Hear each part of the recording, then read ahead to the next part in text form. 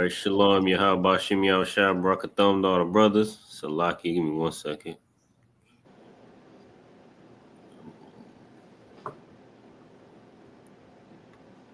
Salaki. All right, Shalom, Yahweh, Shem Yahushua, Barakatham to all the brothers. Shalom, Yahweh, Shemalatham, Shem Yahushua to all the sisters. The Israelite School of Universal Practical Knowledge started out at 1 West 125th Street, Harlem, New York, under commanding General Yohana. This is the Friday night Lashawan Qadash class where we break down the scriptures from a linguistics perspective. Something that a key factor that your Christian pastors are missing. Which is a huge reason why. They couldn't even teach you the Bible if they wanted to. Of course they don't. They don't want to teach you the truth according to the Bible, because if they taught you the truth that Christ was a black man and God doesn't love everybody, and you have to keep these laws aren't done away with, and that you have to keep these laws, statutes, and commandments, then your Christian pastors and all denominations would lose all sorts of funding. They would lose their members. They would lose everything that props them up as the spiritual authority over Blacks, Hispanics, and Native Americans. And they don't want that. So, of course, they won't teach you the truth, even if they could. But they won't teach you the truth, even if they could, or even if they wanted to. But if they wanted to, they couldn't teach you the truth, because they don't have the proper tools. They don't have the proper training.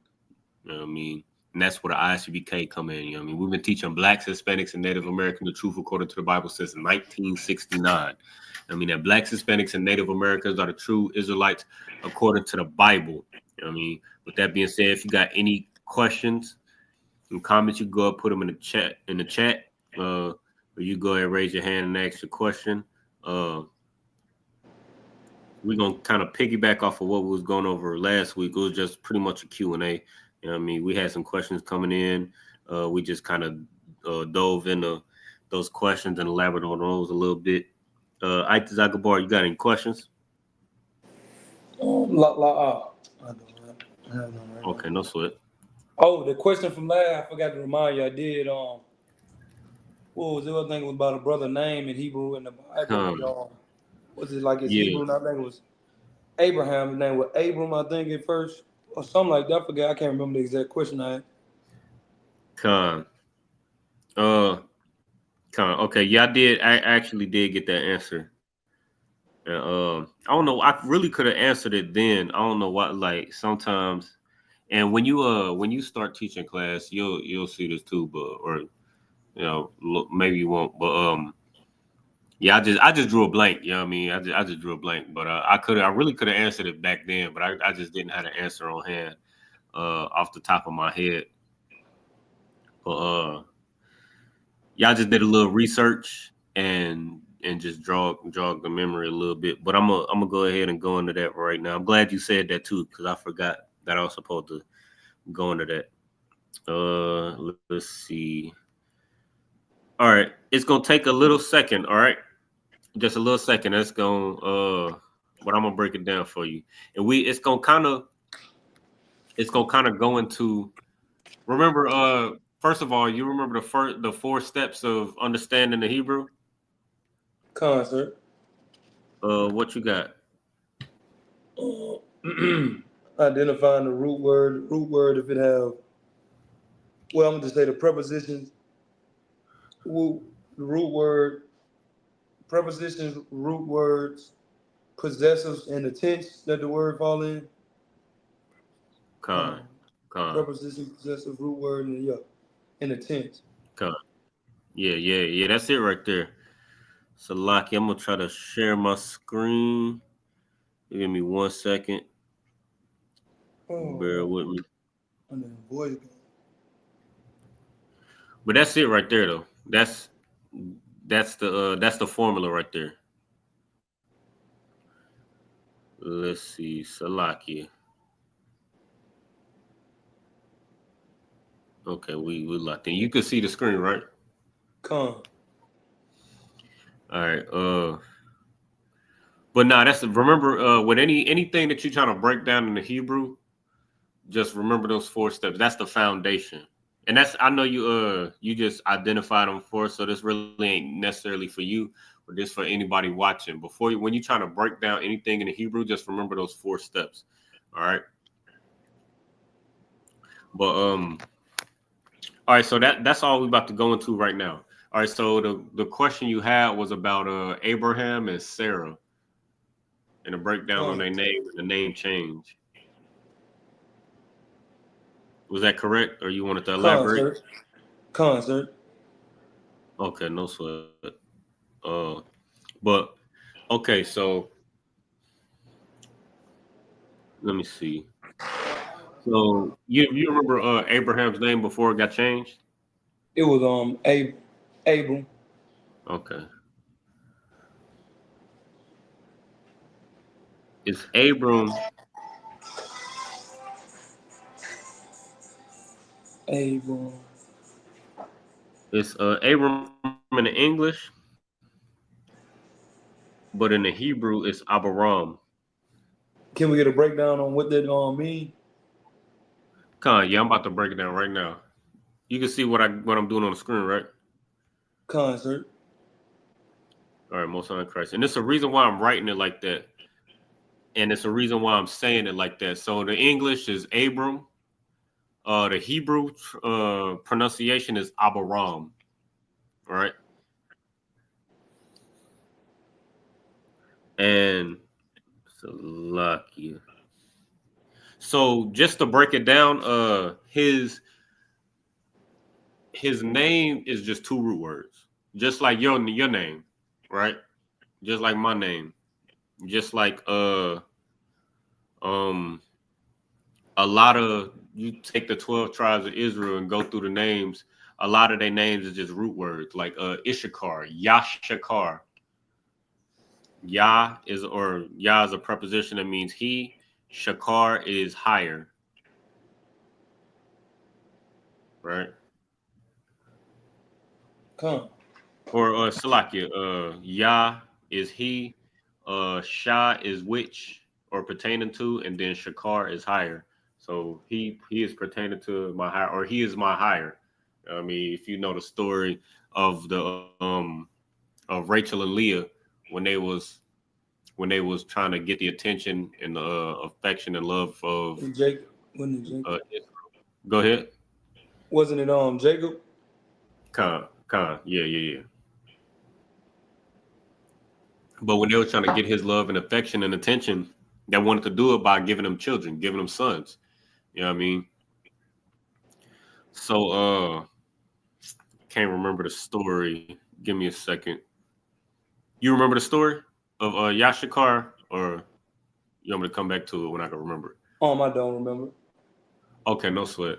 I believe. Okay, so I can't remember which sister it was. Whether I think it was Leah that was having all the children. So Leah was having. Was the Salakia. Yeah, Leah was the older. Now Leah was the older sister, but Rachel was the one that he originally wanted to have kids with. That he went to the father to ask the father to bless him. But she was the younger daughter, so he had to end up working twice as much to work for 10 years, 15, something like that, in order to talk to the older sister. Well, to talk to Rachel, the younger sister. Yeah. So he initially was supposed to work 7 years for the younger sister, the one that he wanted, Rachel, but Laban, he wanted to marry off his older daughter before the younger, so he gave him Leah instead. Right. So he was like, "All right, you can have Leah, you can have Rachel too, but you got to work for me for 7 more years." And if you read the scriptures on it, as a matter of fact, go ahead and go to Genesis. Let me find it real quick. So let me go grab my sword real fast. Okay, most of Christ.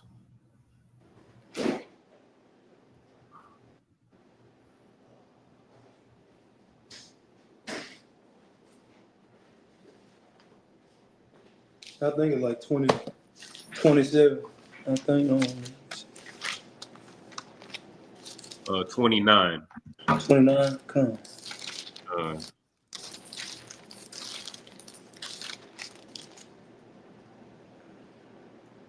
And 17. Come. When you got it, just you go ahead and start reading it. The book of Genesis, chapter 29, verse 17. Leah was tender-eyed, but Rachel was beautiful and well-favored. So you know what that means? La'ah. Okay. You know what the latter Kind part of. mean, the last part mean, right? I was gonna say tender pretty much mean young, and then was beautiful and favored. I mean, I don't know, older and mature kind of. That's what I'm kind of picking up off of a little bit. Okay, focus on the last part. All right, I think that might be the easiest part to break down. The last part about Rachel. Start from but Rachel. But Rachel was beautiful and was favored. Well, and well favored. So you understand that, right? So she was beautiful, and the brother liked it. Well, she was more favored in the eyes of Jacob. Yeah. So that's you know what I mean. That's how we are as brothers. You know what I mean. This brother thought that Rachel was bad. You know what I mean. Like that's why he wanted her. He saw her and he was like, "That's the one I want."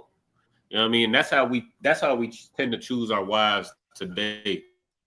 Where we see a woman and she got, you know what I mean, she might be shapely, she might, you know what I mean, whatever the case is, she might have a small waist, a big behind, breast, or whatever that case is, and that's how we choose our women. Where she was beautiful and well favored, this sister, you know what I mean, to Jacob, she was bad, but Leah, she was tender eyed. I mean, Leah was, and this is really how you should choose your woman. You know, this ain't scripture breakdown, so we ain't gonna go deep into it. But Leah was tender-eyed, meaning she was kind. She was sweet. You know what I mean? She was what's the word? She was palatable. You know what I mean? As far as like she was a nice girl. She was a good girl, right? But Jacob wanted the woman that was, you know what I mean, she had the shape and all of that. And she was beautiful, and that was Jacob's favorite. But uh, what ended up happening was most of the children that that Jacob had, he ended up having through Leah, right? But so that leads to the names, right? So where are we at? Let's see.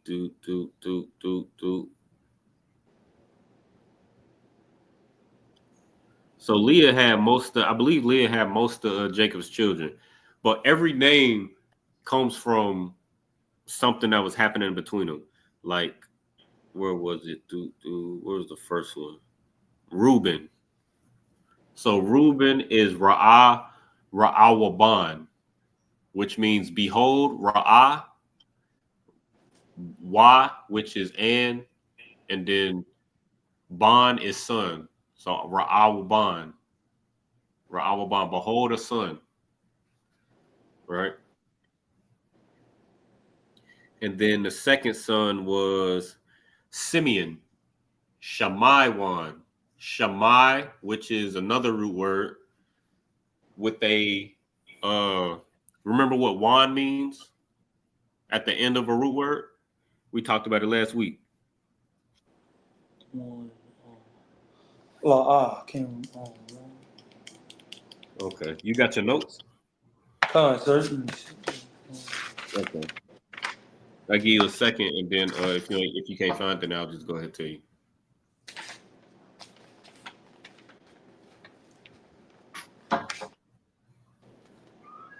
You said one.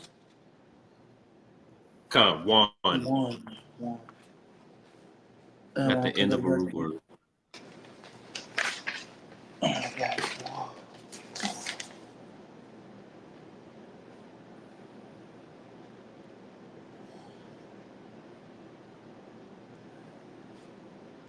La'ah. I don't have it.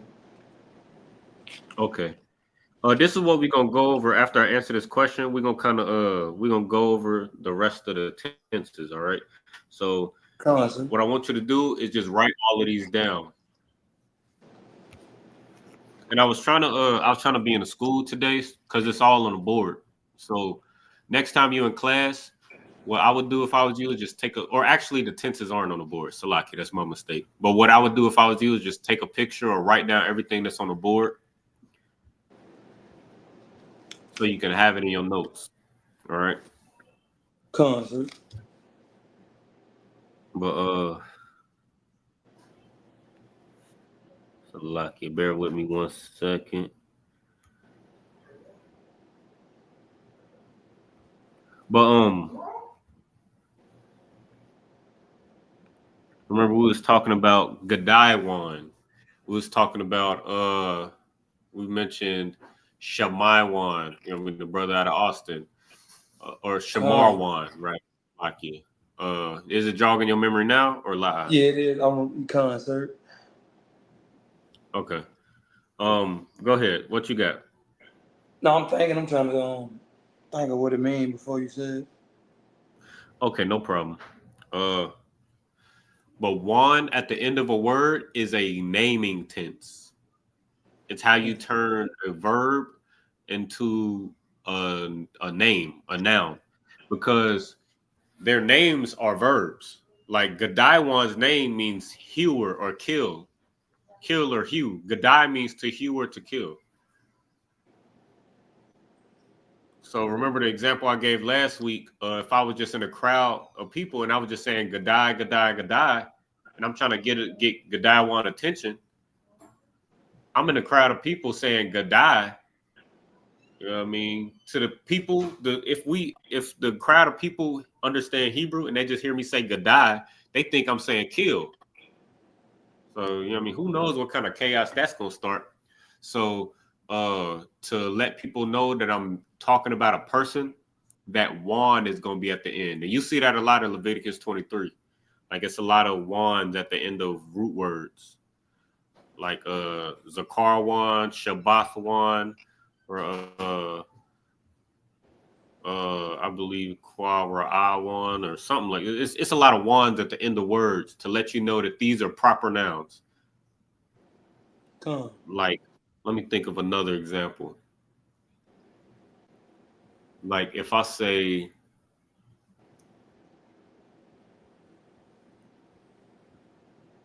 well, I'm gonna leave it at that. I'm sure you get the point, right?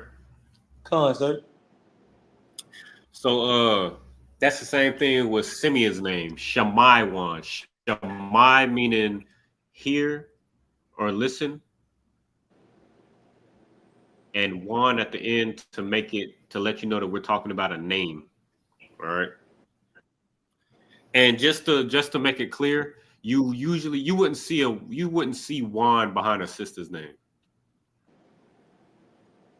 I haven't seen it yet. I haven't seen a sister with Juan at the end of their name in the school yet.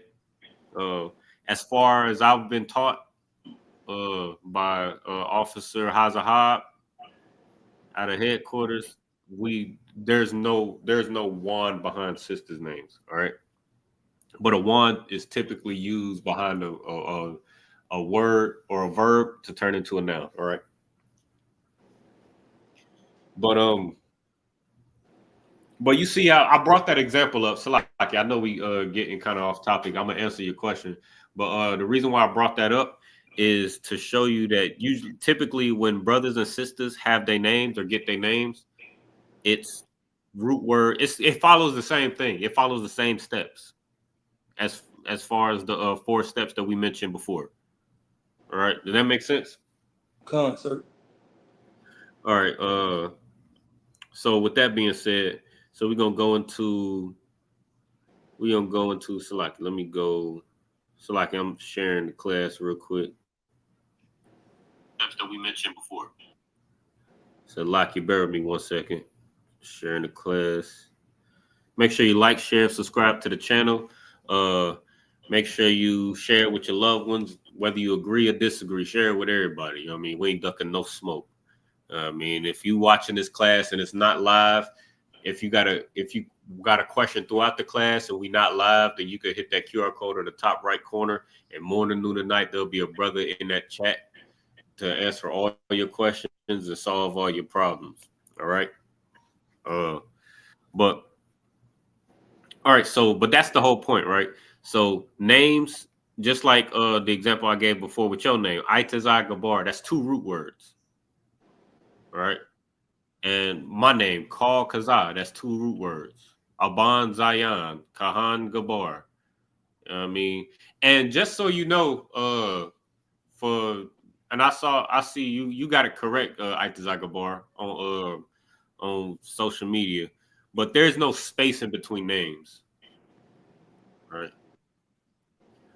So I gotta fix mine on social media, but there's no space. There's no space between, like when you see it in the scriptures, there's no spaces in between like the root words. Like what we about to go over right now. This is a perfect example. But there's no space. All right. But typically it's root words, tenses, prepositions, possessive, just like any other phrase. All right. And that's what we're gonna go over tonight. All right. So Abram. All right. Abram in the Hebrew is and it should be familiar to you. Good night. Salakia. But it should be familiar to you. You got the list of what's it called? What's it called? The hell is it called? Pictographs. You got the pictographs in your notes? I know that's another thing we want to ask. You got it? Okay. Sir. Most High Christ. You got the what's the pictograph that's associated with the character Ah? An ox, head of an ox. And what's the Hebrew word for that? I'm trying to make, dang, my hand. Allah. Or actually, Salakia, I'm tripping. Salakia, scratch that. I don't know if we went over this. But do you know how to say father in Hebrew? Sir. How you say father in Hebrew? Abba. So in the Hebrew or in the English, the translation is Abram. That's what you see in the scriptures, right? I know you. Good night. That's crazy. Oh, Salaki, bear with me. I'm this boy tripping. But so in the English is Abram, but in the Hebrew is Abaram. Right? And it comes from these 2 root words, Abba and Ram. Right? Abba, you already said Abba is father. Right? Father.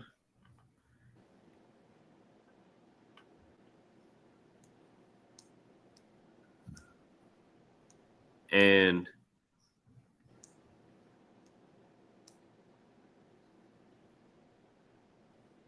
Ram is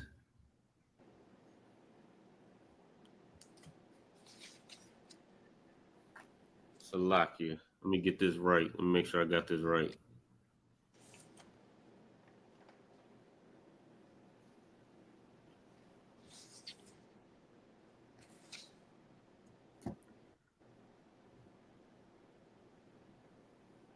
Let me just put this.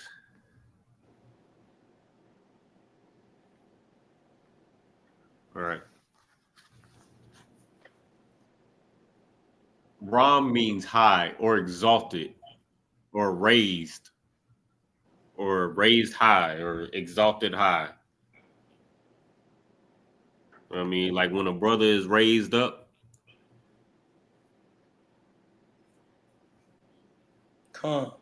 he's raised up, he's exalted, he's re-exalted before the nation to show the nation that this is the example of a brother that you should follow. Right? So that's what Ram means. It means to exalt or to raise high. All right. And that's what Abraham was, rather, or Abram in this context. He was a father that was exalted above everybody else because he was chosen to be the pioneer of the covenant of that the Most High made with the nation of Israel. You know what I mean? He's the forefather of the covenant. You know what I mean? The Most High made a covenant with Abraham, and then that covenant was passed down to his children, where Isaac was chose over Ishmael, and then that covenant was passed down to Isaac's children, where Jacob was chosen over Esau. You know what I mean? But before all of that, Abraham was chosen before everybody else. Out of all the people on the earth, Abraham was chosen. So he was exalted before everybody else. He was raised up before everybody else to be the example of who to follow. You know what I mean, just like when a brother gets raised up, and he was he was the bearer of the covenant that the Most High gave to the Lord, to Israel, to what we call the 12 tribes of Israel today. Right. So he is a exalted father. So Abba Rum, you know what I mean? And then his name, Abba Raham. Let me see. I don't have the full breakdown right now, but let me see. Salakia. Give me just a second. Salakia.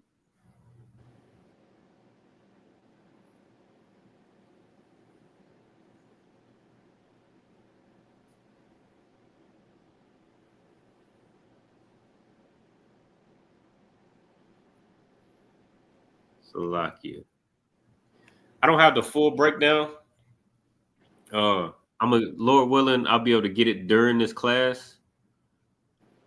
Lord willing, I'll be able to get the breakdown during this class. If not, then I'll just let you know either next class, or I'll just shoot you a text, or I'll probably do both.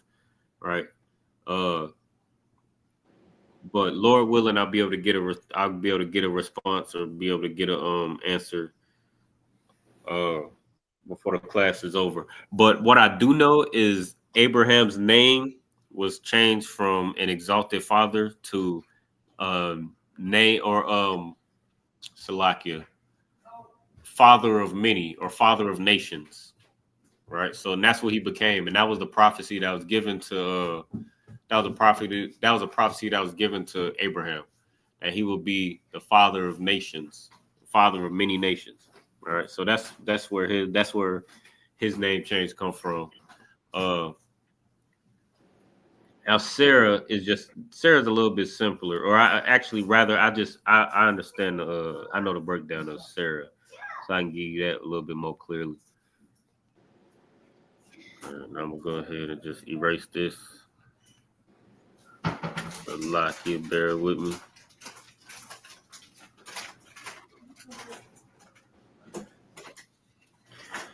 But you remember Sarah's name before it got a change? Sarah, Sayara, something like that name, Sarah. Soraya, something. I can't think pronounce it. It's let me see. Let me go to it. I just want to make sure I'm correct on this.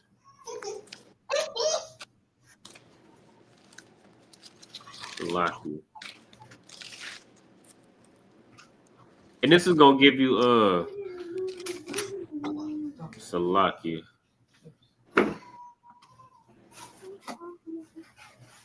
Give me 1 second. It's like I'm just going to I'm just going to the scripture real quick.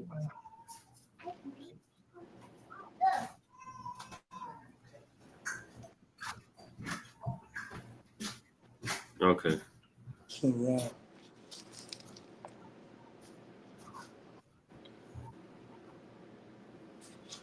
All right.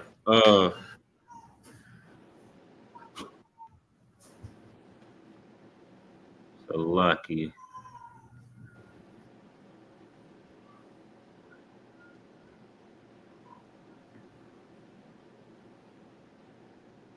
Good night. Salaki, bear with me. Good night.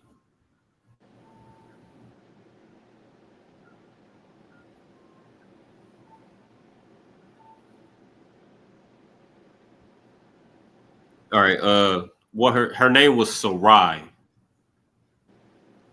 Sarai. Sarai. All right. But in the Hebrew, it was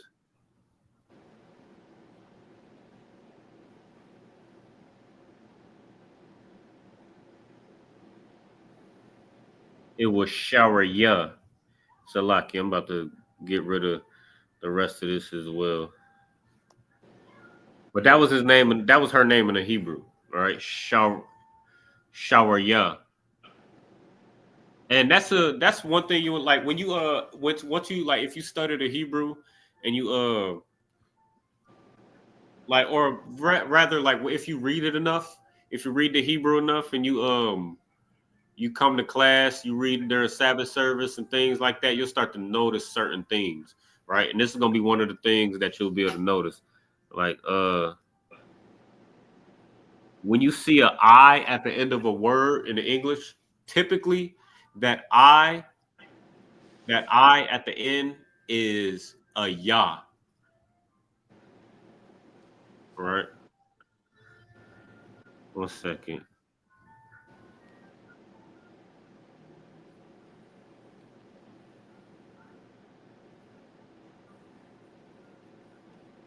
But like when you look at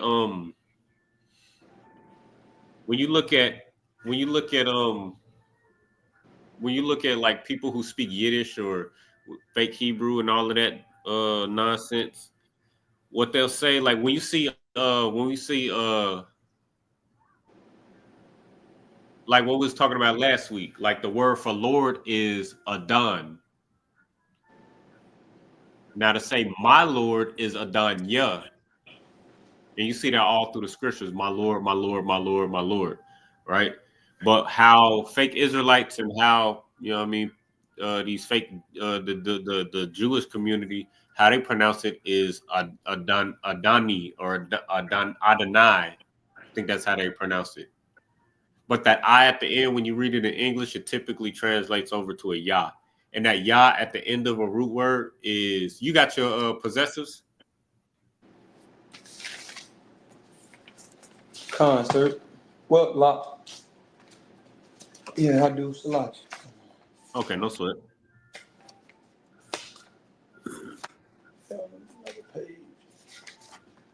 Right, let me know when you got it, and you could just say it when you got it. All right. You said the possessives. Con. It'd be da ra ka za na wa ya and la. Yeah. What is specifically what does Yah mean as a possessive when it comes at the end of a root word? What does that mean? You say ya. Con. Yeah. What does Yah mean?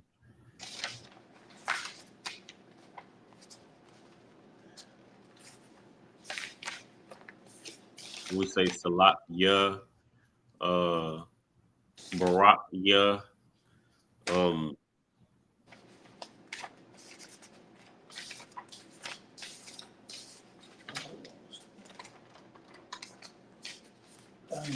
This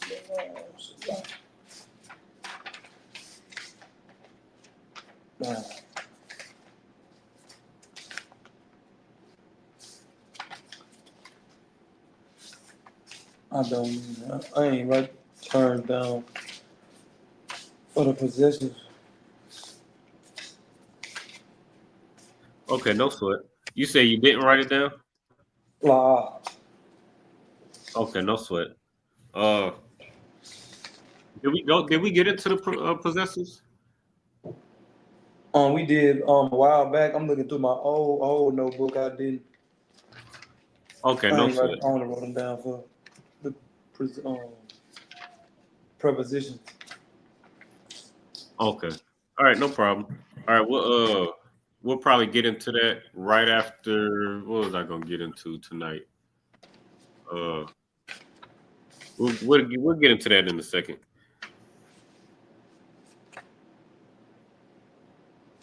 But what I recommend is just writing it all on one page, right? Just like how we got it in the school. Like you see on them two whiteboards, that bottom board, it never Con. goes. And the prepositions and the possessives are always there. It's like a cheat sheet, so you can see it always there, so that you ain't gotta try to guess or try to remember. All right, so that's what I would recommend for all, not just you, but like all brothers and sisters trying to understand the Hebrew. I would recommend for you to write it down all on one sheet, preferably in the front or the back of your notebook, so you ain't got to flip through your notes. You can just your notebook and then go to your cheat sheet, and then the notes you take from there will be just kind of compounded on the, you know what I mean? It'll be compounded on things you already know. But the cheat sheet, the basic knowledge, what I recommend is it should be in the front or the back of your book. Just like you ever had a composition book, Concept. and in the back of it you see it's like the it's like a multiplication table. It's a ruler on the back of it. It's a times table. It's a what else? It's all sorts of like it's like a cheat sheet on the back of it. You know what I'm talking Con. about? I don't know Con. if they put that in composition books, but that's usually in the back of the book. So I would recommend doing having that same concept for like the Hebrew, just having a note, like consolidated notes that you keep in the back of your notebook that you could just reference real quick. Just turn to the back of it. You know exactly where it is and what's on it. If you need to reference it and get some clarity. Hold on 1 second. Let me open these blinds.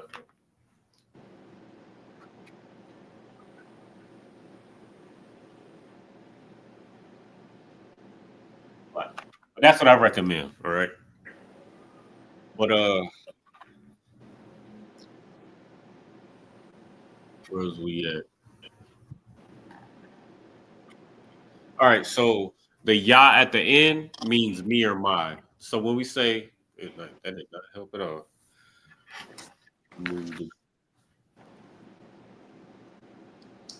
A lot. Just trying to make the camera a little bit better for brothers and sisters.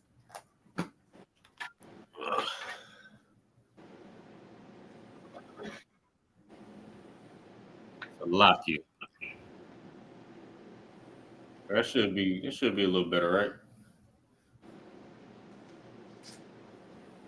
All right. But yeah, that ya at the end, it just means me or mine. So when I say salak ya, it means forgive me. I mean, when I say ak ya, that means my brother. I mean, when we say I done ya, it means my Lord, right? So that ya at the end is a possessive that means me or my, right? Now you know what shar means?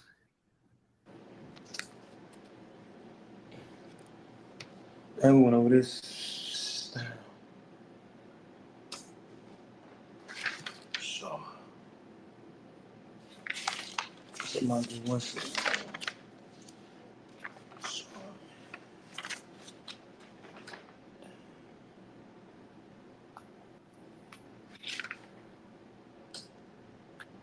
La. I could have sworn Okay, it no. was. Shar means prince. That's all that means. It just means prince.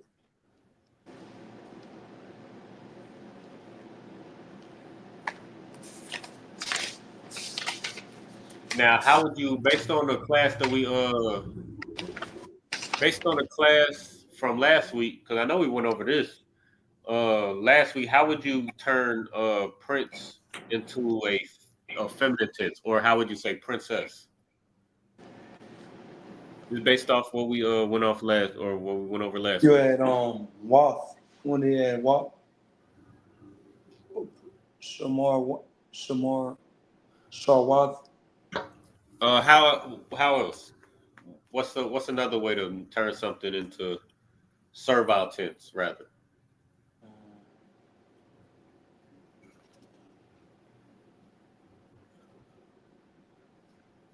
Not Yum.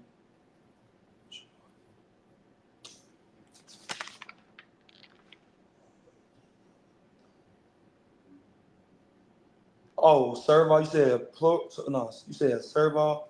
Yeah, servile. Would it be the Shamar?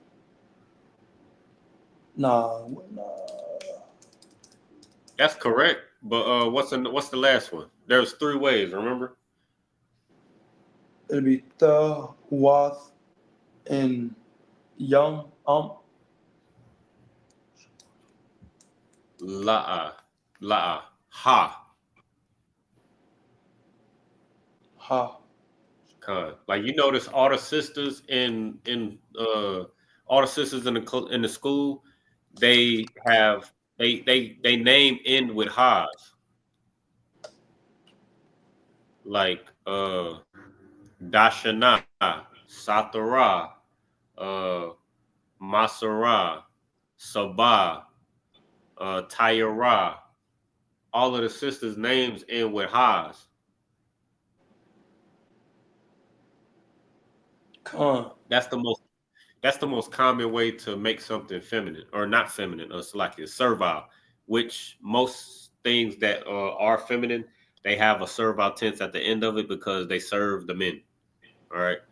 But most of the time when you see a sister's name or anything pertaining to sisters, it'll have a ha at the end because that's the most common way to make something. I'm gonna say feminine for now, just for the point of the breakdown. But so Shar is princess, or like Shar is prince. So to turn Shar into princess and make it a servile tense and make it feminine, you would say you would add a ha at the end. So Shar becomes Shara, right? Con. Shar becomes Shara, which is which is how you say princess, all right? A Sharaya is my princess, all right? So that was Sarah's name before her name got changed. Now when she got her name changed, when the Most High said your name alone no longer be Sarah Sharai, but it'll be Sarah. What essentially happened was that ha at the end just dropped off, or that ya rather, Salaki. So instead of shower ya, it just was Shara. So like let me find my. But that's all that happened. So instead of shower ya, it just was Shara. All right. Con. So that's the breakdown on her name change. All right. Now if I get the if I'm able to get the breakdown on the if I'm able to get the breakdown on Abraham, then I'll just go ahead and tell you before the class is over. But if not, then you know what I mean, we'll get to it. Let me see. What I say I was gonna get into? I can't remember. Okay. Was it the tense? Yeah, gonna be the possessive. Exactly. I think it was something else too. Okay. Well let's go over the possessive. You got the prepositions in front of you?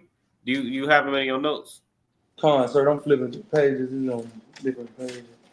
No, I understand. I understand.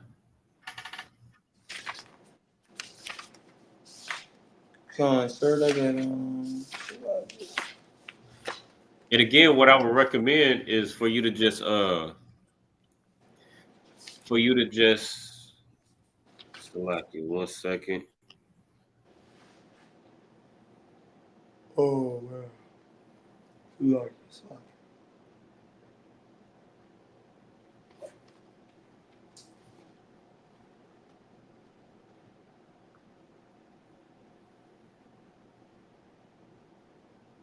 Select it.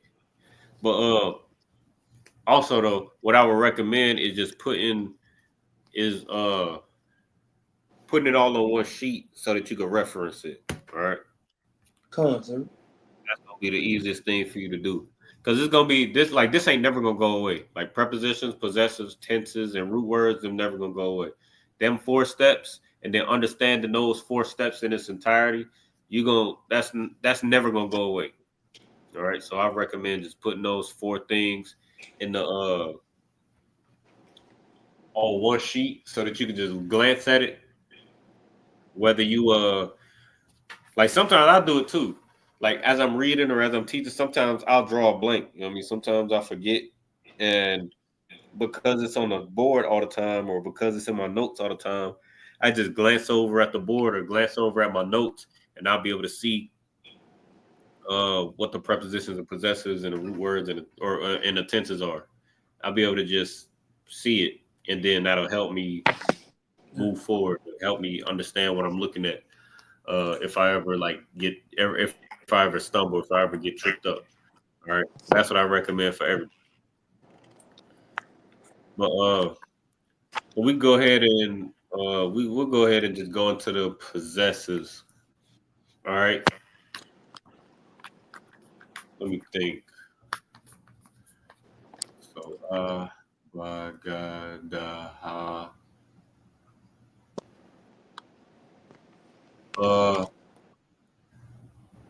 Let me let me go to my notes real quick. Salakia.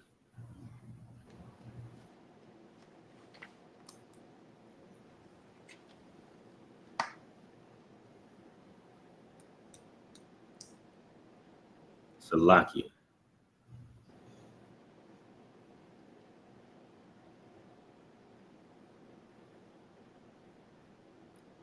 All right.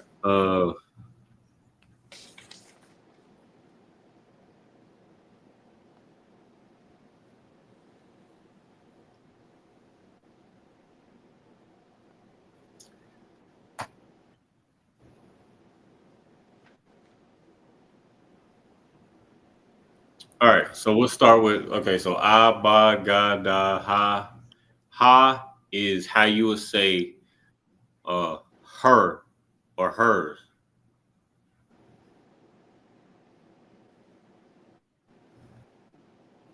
right?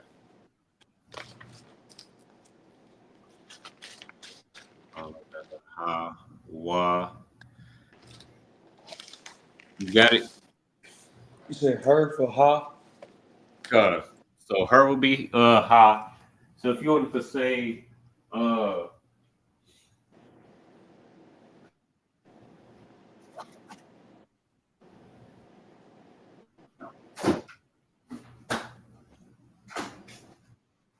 Salaki. If you wanted to say let me think of okay, so brother, right? So brother is ak, right? So if you want to Con. say her brother, how would you say how would you say so to say her brother, you just add a ha at the end of it. So to say her brother, you'll say ak ha. You understand? That makes Con, sir. sense? Ak ha. Uh, and it's not to be confused with the servile tense, right? It's pronounced different so that you know the difference. All right. Which is probably why the plural or the feminine tense of brother or sister is akwath. Use wath instead of ha just to avoid confusion. I mean, but just to make, because sometimes it's not like that. Sometimes they use the same character, but it's just pronounced different. All right, like for example, like we was talking about Prince, right? Shar is Prince. Now to say princess, it would be Shara. You'll pronounce the ha differently at the end. You'll connect it to the entire word. You understand? Sure. Sure. Right. So, but if you wanted to say her prince, like this is her prince, as a possessive, you wouldn't say Shara, you would say Sharha to keep that prince masculine, Shar. But then instead of saying Shara, hey no, what? For the mama. But instead of saying Shara, you would keep that prince masculine and say Shar and then add a ha at the end. So Shar ha to say her prince. Right? That's how possessors work. So you would pronounce that ha by itself rather than merging it with the rest of the word. Sure. And that's how it is with all the possessives. Right. At the end of a word, you just pronounce the root word by itself, and then you pronounce the possessive by itself.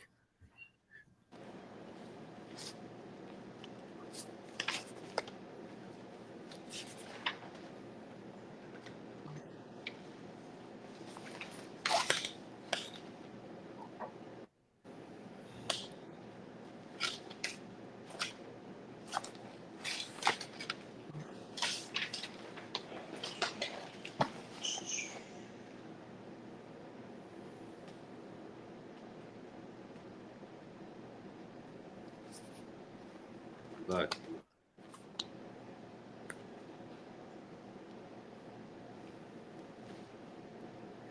all right. So moving on to the next one, why? Uh, why is so? How was how you say her or hers? Why is how you say he or his?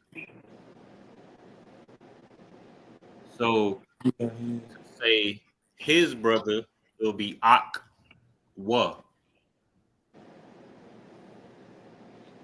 Well, Uh, and I'm what I want you to do right now is just write these down. All right, just write them down. Uh, because later in later classes we'll go into how to use them. We'll go into how to use them.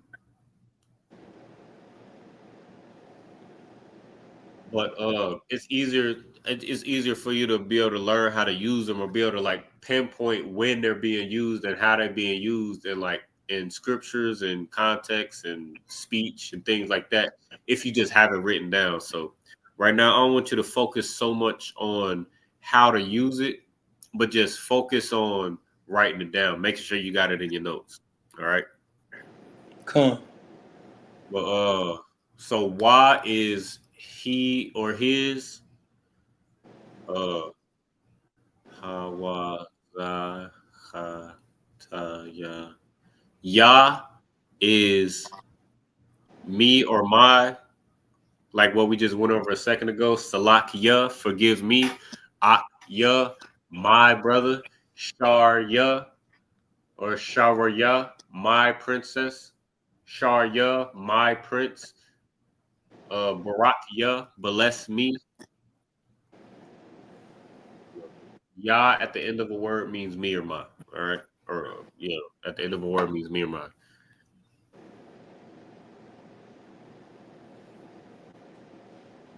Ya ka. All right. Let me know when you're ready for the next one. I'm ready. Okay. So ka, if ya means me or my, ka means what you think ka means?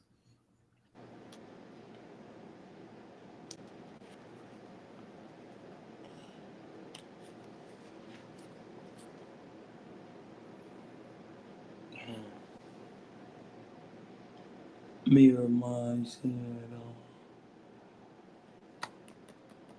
Ya means me or my. Ka means what?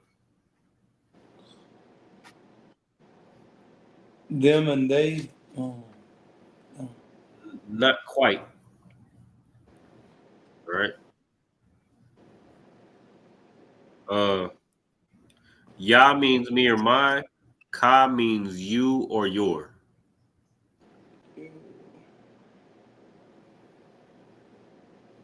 All right. So if I say if Salakia means forgive me, right? What does Salaka mean? And I just gave it to you. Forgive you. Forgive. Con.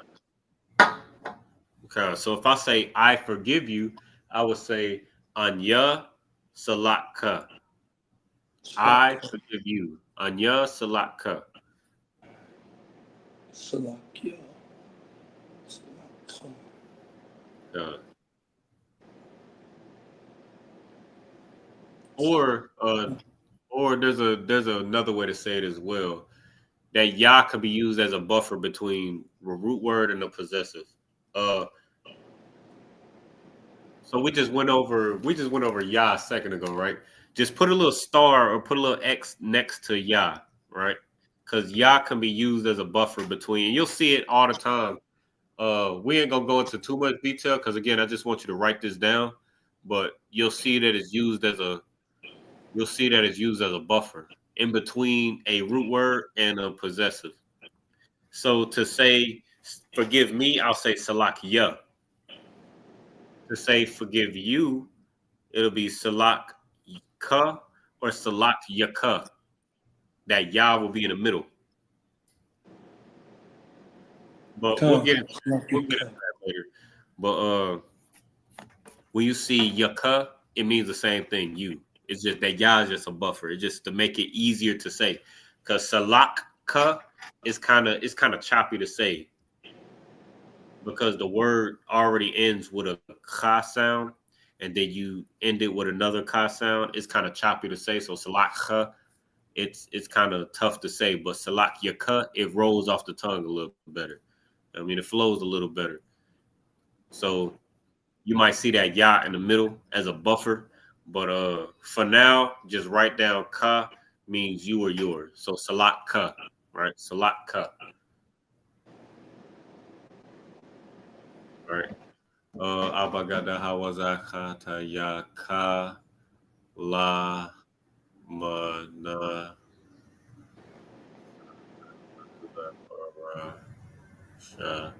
Salaki. I'm trying to remember off the top of my head. All right, so we got into this we got into the basics. Now we're gonna get into a couple of the more complex possessives. All right. All right. So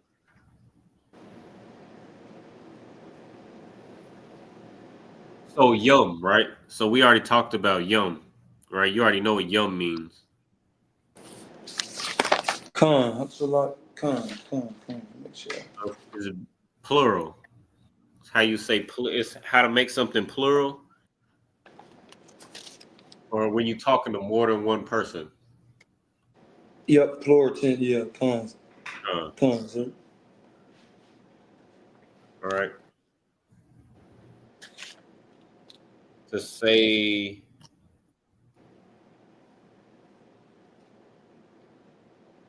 let me think. I don't remember the rest of these. I don't want to give you the rest off the top of my head because I don't have my notes in front of me either. Uh, I want to give you I want to give you the rest off the top of my head and give you the wrong information. But once I get my notes, then I'll make sure you got them, and I'll go into it. All right. Con, sir. But just keep that the notes that you wrote down. Just keep that page open so that you can add to those because we're gonna go into it a little bit more in detail. All right. Con. There was one other thing I wanted to go into. Man, what was it? I know I mentioned it before. I can't remember what it was.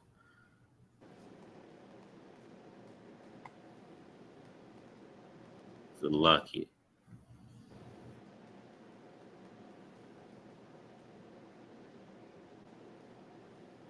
Oh yeah, tenses, tenses. All right. So we went into pluralization tense, which was we went into the Slovakia, the servile tense, I believe last week. Went into serv, Concept. which was ha, which we went into just a second ago. We kind of reviewed that. Ha is how you turn anything to a servile tense, and typically that ha will be behind anything that's feminine, or it'll be behind a lot of things that are feminine. But also last week we gave a lot of examples where it's not uh it's not used as feminine but servile. You know what I mean, we went into King Solomon, Shalamah, which is shalom with the servile tense behind it. We went into what was it? I believe we went into Wath in detail, where Wath again is used in a behind things that are feminine, like sister. So brother is Ak, uh, sister is Ak Wath. But then we also went into Malak, which is king, and then Malak Wath, which is kingdom. You know what I mean? There's what's more masculine than a kingdom? You know what I mean? Just because it has a Wath at the end doesn't mean it's feminine. So we went into that, and then what was the other one? No, Tha. Tha. The last thing Mm-hmm. Yeah, was but thought I see uh, which is a singular, which means you. Then the thumb will be plural, which means y'all. or no. So uh, that Tha at the end Be a depends category. used, right? And that's where I'm glad you brought that up because that's where context comes from too. Like you gotta read it and see the context before you make the judgment of what this is talking about. Like that thought at the end, like if I say abath, that thought at the end could mean you, like thou, thee, you. That could mean that could be that, but it also can mean uh what's it called? What's it called? Categories. Yep, category. So we went over the like fathers, like Yeah. abath, A fathers. daughter. Con. So Bantaf. Bantaf. no, no, not quite. That's not the. So that's one example. So that tha can be used at the end of a word to make something servile or feminine, but it also can be used to make something or to display categories. So that was one example we went into. We went into bath to mean daughter, but also a if you put tha behind father, the root word for father, then it turns it into categories. Like you don't no man has more than one father, right?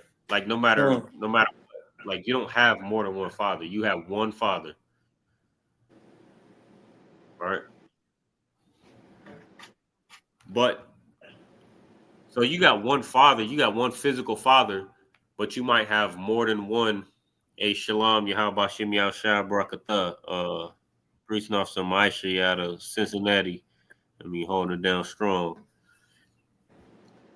But you know what I mean? You got one father, but you got categories of fathers. So you got your physical father, you know what I mean, the one that put seed in your mother and created you, and then you got your grandfather. You know what I mean, so he's not your father. So no man has more than one father, but he's your grandfather. So he's a different category of a father. So he's your father's father. You get me? Come. And then you got what's above that? You got your great grandfather. Right? So he's not your father, he's not your father's father, he's your great grandfather. And that fa, like this is what I was talking about with the context. Like you might see that fa behind, like not only like but especially behind fathers. Father is the easiest example because we understand it. Because we all got a father, a grandfather, a great grandfather. But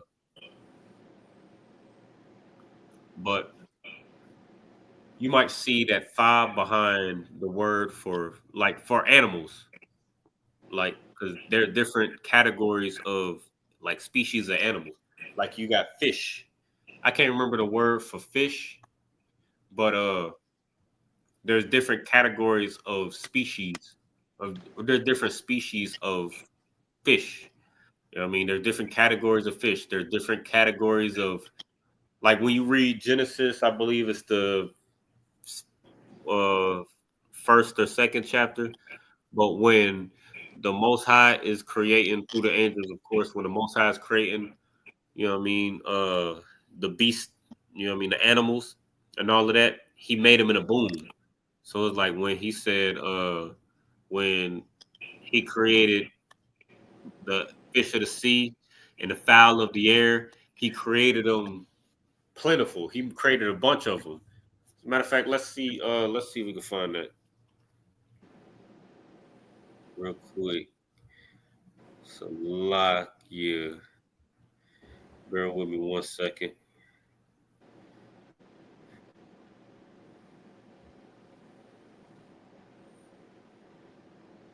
Salakia.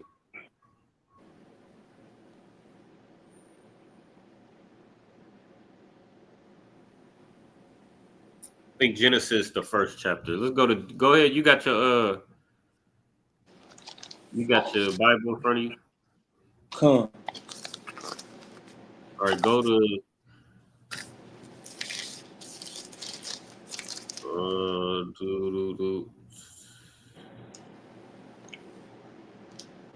go to 11 real quick. Genesis chapter 1, verse 11.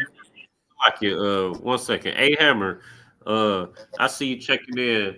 I mean, I see you're an avid student. You know what I mean? Let me bring this priest on the stage. Hey, shalom, Yahweh Hashem, Yahshua Barakatah. How about you? I'm sure, brother. Come. Shalom, sir. Yahweh Shem Yahshai Baraka. Thumb. Most High in Christ. It's Is my priest mic enough. good, sir? Oh yeah, you sound to walk. Yeah, you locked in. I mean, that's a fly background too. You know what I mean? I'm gonna have to holler at you and get that background off you if you don't mind. Hey, man, I'm working on this computer. I mean, I'm trying to get better. Most High in Christ. Now that's a fly background. Is that the same one you had during class when you was teaching on Tuesday? Sir. Most High in Christ. Yeah, I'm gonna have to take a page out of your playbook if I could. That's all right. But before we you had any questions or anything like that related to the Lashawan Qadash before I address? Not right now, sir. I'm just following along. Okay, Most High in Christ. All right, all right. I just wanted to ask A Hammer in the chat because I've noticed that you become a avid student. All right, I noticed you become an avid student. You still haven't revealed what your nationality is. You know what I mean? I want to know what your nationality is. You know what I mean? Right. What are you, Black, Hispanic, Native American? What are you, a white man? What are you, Russian, Italian, Spaniard? Come on now. All right. And if you answer that question, then maybe we can have a dialogue. If not, then I know that you're not the type of person that we can have a dialogue with. Good night. But Salakia. All right, what were we talking about? Oh yeah, you got that scripture? Come the book of Genesis, chapter 1, verse 11. Uh-huh. Come the book of Genesis, chapter 1, verse 11. And God Uh-huh. said, let the earth bring forth grass, Uh-huh. the herb yielding seed, and the fruit tree yielding fruit after his kind. Read that part again. And the fruit tree yielding fruit after his kind. See, this is where categories come into play. Right? We talking about the thought at the end of a word in a particular context. At the end of a word, at the end of a Hebrew word, a tha, the character tha can mean, let me put my whiteboard back up. But that tha at the end of a root word, it can mean a few things. Right? Let me see. Salakia.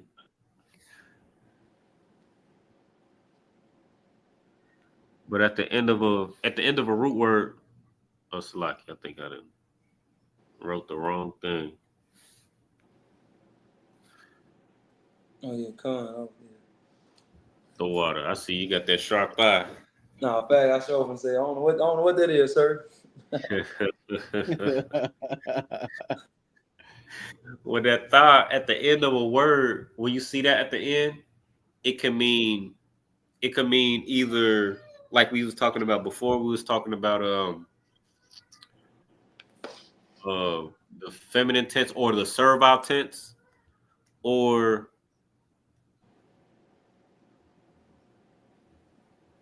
or uh a servile tense, or it's like it was either a servile tense or a feminine tense, or uh it'll be talking about categories. Like at the end of father, the word for father, like we was talking about earlier, is Abba. You put a tha, you put that character that you see on the board, you put tha at the end of Abba, it becomes Abath, which means categories. Right. So now we're talking about it's plural, but again, no man has more than one father. I mean, this ain't the LGBTQ community where you know what I mean, poor, you know what I mean, our poor children, I mean, got to grow up with two fathers, you know what I mean, in some LGBTQ household. I mean, this ain't Right. that. That's not in our culture. So when you see that, it's not talking about having two fathers. It's talking about categories. So you got a father, a direct father that put seed in your mother and made you, and then you got a grandfather, which is a different category of father, right? And then you got a great grandfather, and then a great great grandfather, and all your forefathers, and things like that. You know what I mean, but that's what that thought is. All right. And speaking of fathers, A Hammer, you know what I mean, you said you a German. A Black, Hispanic, or Native American in the ISUPK will never put seed in your daughter. You know what I mean, in your German daughter. Damn The, right. the That's Most right. High Blacks, Hispanics, and Native Americans from intermarrying with other nations. You know what I mean? Like it says in Numbers chapter 1 and verse 18. You know what I mean? We were divided. We stated our pedigree by the nation, by the seed of our fathers. You know what I mean? You know what I mean? So that's how we identify ourselves as a nation. And we are to never integrate our seed. I mean, that's been the downfall of Blacks, Hispanics, and Native Americans for thousands of years. So to entertain your question. But moving forward, I mean, I just want to entertain it real quick just because it was on topic. But it's a lot. Where is we at? But read that again. Read that again in Genesis, the first chapter, real quick. The book of Genesis, chapter 1, verse 11. And So real God quick, said, Slack you. So this is just to give you more examples of categories, right? So your fathers, you got different categories of fathers. You got different categories of, you know what I mean? Oh, go ahead, read on. Go ahead, read on. What else got categories? And God said, "Let the earth bring forth grass, the herb, the herb yielding seed, and the fruit tree yielding fruit after his kind, whose seed is in itself upon the earth." And it was so. Uh, Verse 12. so And the so earth brought, oh, Salaki. no sweat. But even the seed on the earth has categories. Like each seed has, you got this type of seed, and then you got this type of seed. You got seeds bearing fruit, which are you got fruit, which are like apples, bananas, or uh grapes, things like that. You got seed bearing fruit, watermelon, and then you got a different category of seed that bears vegetables. I mean, squash and I mean things like that. You got your vegetables. You know what I mean? Herbs, things like that. You got seed that bears children. You know what I mean? You got different categories, right? Go ahead, read on. Verse 12. And the earth brought forth grass and herb yielding seed after his kind, and the tree yielding fruit whose seed was in itself after his kind. And God saw that it was good. Uh-huh. Verse Uh 13. Oh, Salaki. select. Go down to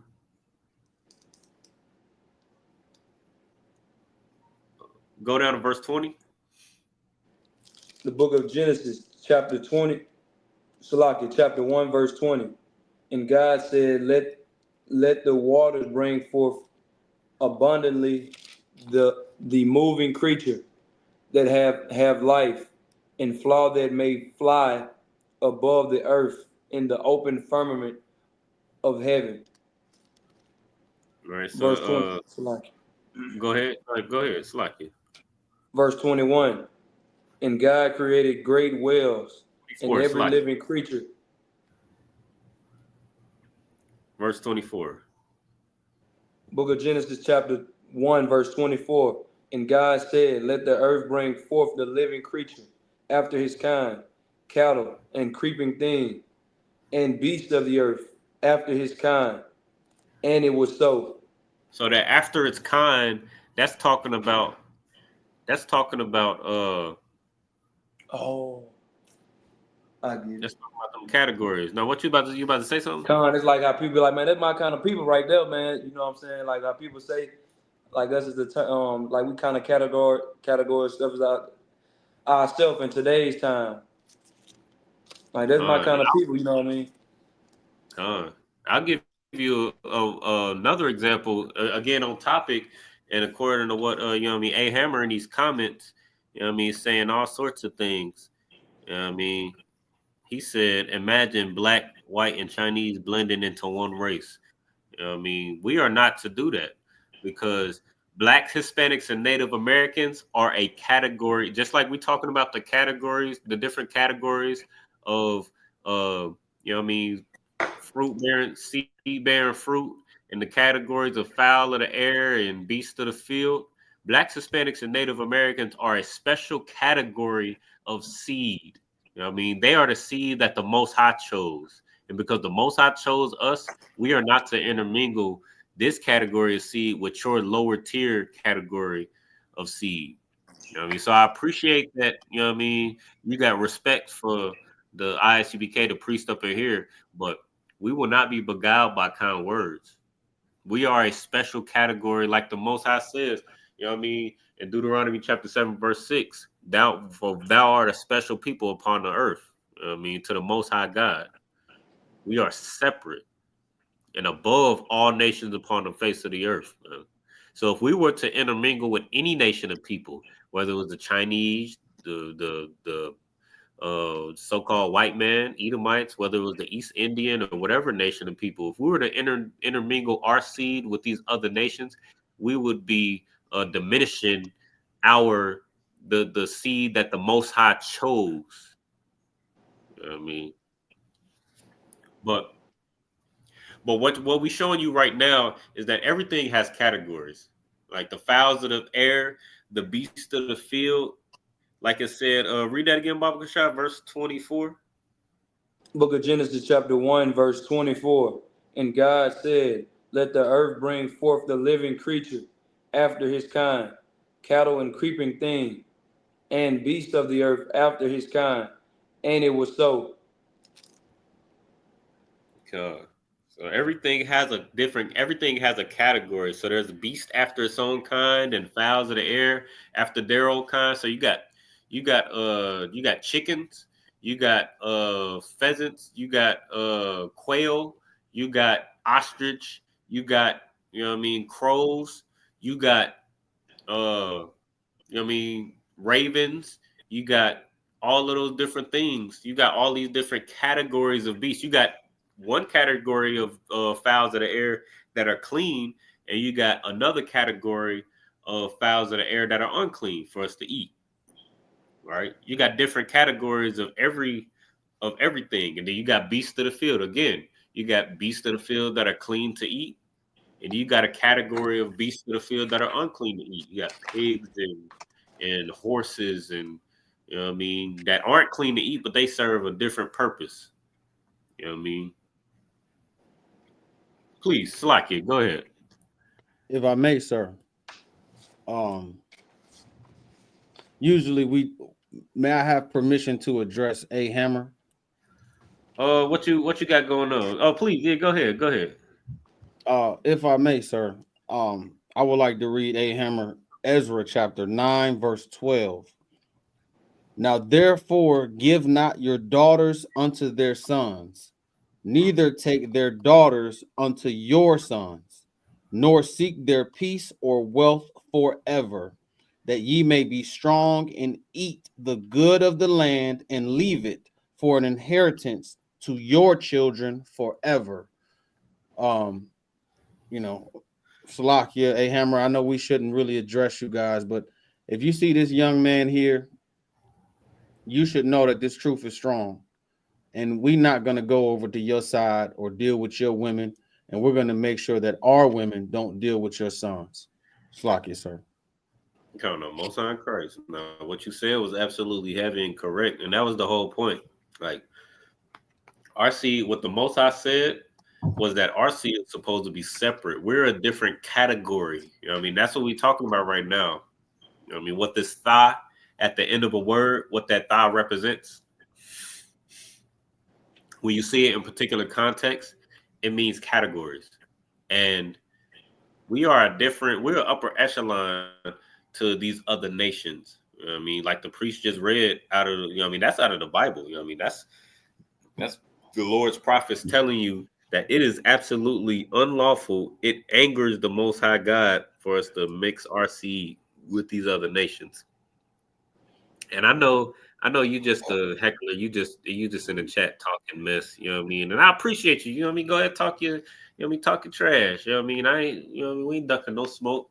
I know you just in there talking and you in there making jokes, but you know what I mean? This is for my brothers and sisters. You know what I mean? It's just as a teaching tool that Blacks, Hispanics, and Native Americans are not to mix their seed with these other nations. You know what I mean? But where was we at?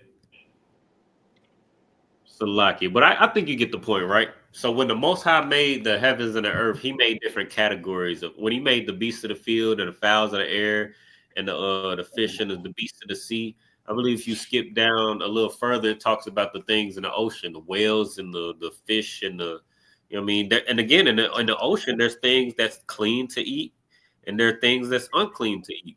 You know what I mean? You got your fish, you know what I mean? Like it says, and I believe it's Leviticus, I think it's the 11th chapter or somewhere in Leviticus, early in Leviticus 11 or 7 or something like that. But it talks about the things that are clean to eat and it talks about the things that are unclean to eat. I mean, there's different categories of fish with scales, fish without scales. You got fish, or you got crustaceans, you got whales, You got sharks. You know what I mean? Things like that. Those are different categories, right? And those will be typically things that you will see, depending on the context. That will be typically things that you will see this thigh, this character that you see on the board. That's what you'll see that thigh behind when you want to identify categories, right? And next in the next couple classes, we just going over a couple of the basics just so you have it. But what we've been doing in past classes is we'll go into Bible Hub and we'll read from the scriptures. And as we read through the scriptures, we'll be able to point out the basics like we was talking about, the four steps of breaking down the Hebrew: preposition, possessive, root word, tenses, things like that. So Salakia. Let me see if I can. But we'll start off with those 4 steps: preposition, possessive, root word, tenses, things like that. And then as we read it in Bible Hub, we'll be able to get a live example of all of those different things. And then also as well as the nuances that we see, like the categories and the live examples, basically. Like we'll be able to read through and see it. All right. So what was that? That was the pluralization tense, or Salaki. What was that? Or the feminization, or the what was it called? The servile. That was the servile tense, right? We already went over plural, right?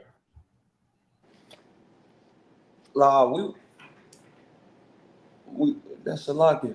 What we still going over the I think never mind. Yeah, we got off that. Salakia. What's that? Just to No, I jog was my saying memory. the rest of the possessive, you said that you didn't have your notebook right in front of you, but yeah, we had got off. Yeah. I ain't got it in front of me. I wanted to go to the school and get it and be able to go into it a little bit more in detail, but off the top of my head, I can't remember. I just can't remember off the top of my head. So I don't want to give you any half, you know what I mean, any half information. All right. But what was we at? But okay, so plural, right? So plural. So you already know the number, the main way to pluralize something, right? I already know you know Aita Zagabar. Maisha, you got an answer for me? I don't, sir. I don't have my notes with me. I just, ran in the house. Okay, no problem. No problem. What you got, Aita Zagabar? That's the Would it main be way to play. yum, adding yum? Con. So to the simplest example, right? So ak. So if you know what ak means, right? Ak means brother. Now, if you want to pluralize it, how would you pluralize? You talking to a room full of brothers. You know what I mean? Akim. Con. Yeah. So that yum at the end is is uh is the pluralization tense. Right. And just so I know we've been in class for a little bit, but I just want to recap, just so I know you just joined. I want to recap just so you got everything that we just went over. We going over the cheat sheet. All right. So there's 4 steps to being able to understand the Hebrew. You got to know your prepositions.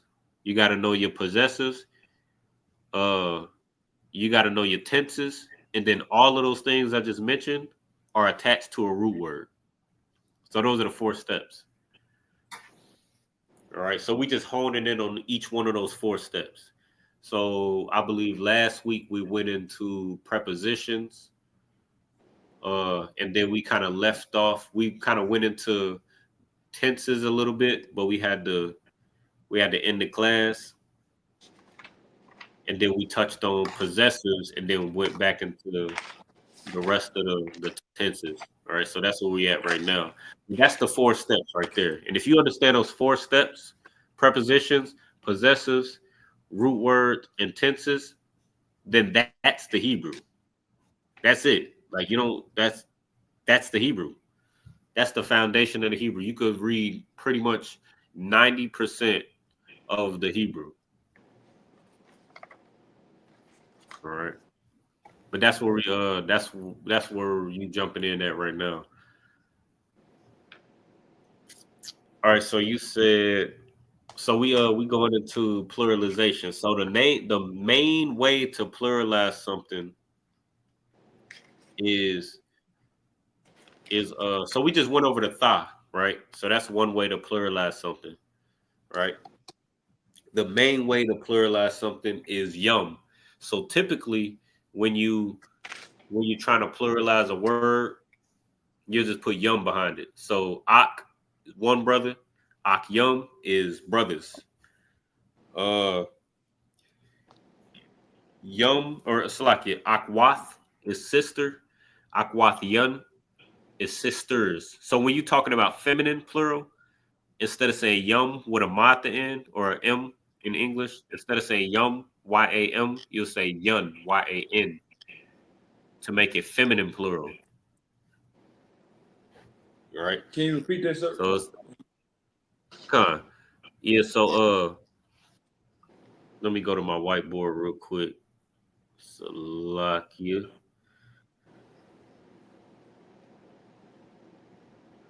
All right, so the main way to pluralize a Hebrew word is yum. You with me on that, right? Come.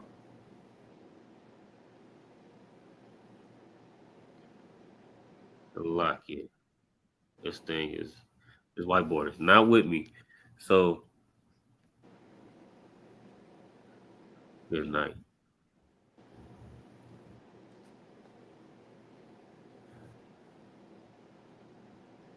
Bear with me 1 second. Salakia.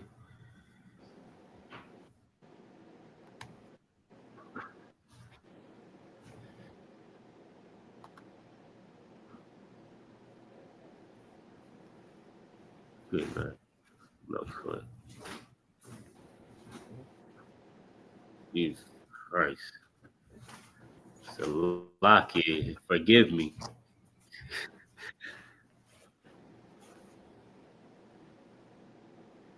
So yum is the typical way that you would pluralize a word, right? That ma at the end is used for brothers, right?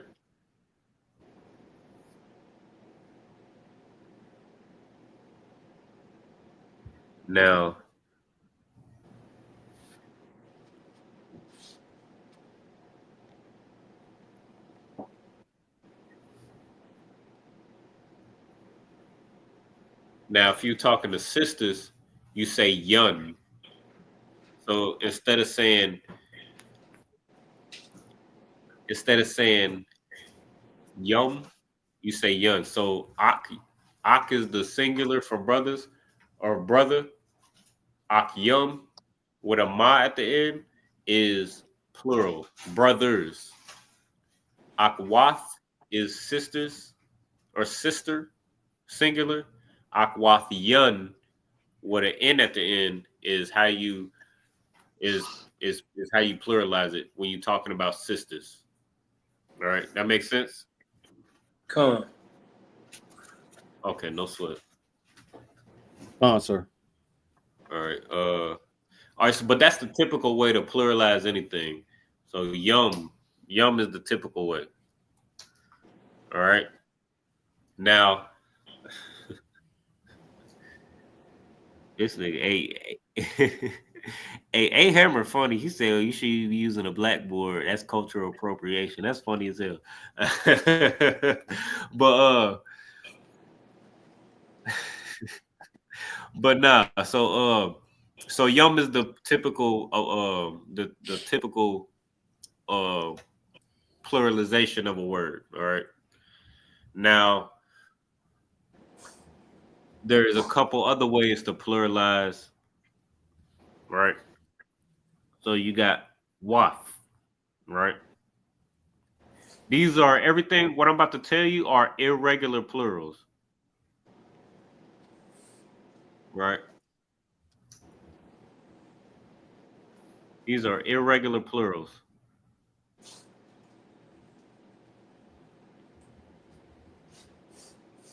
Good night. So lock it.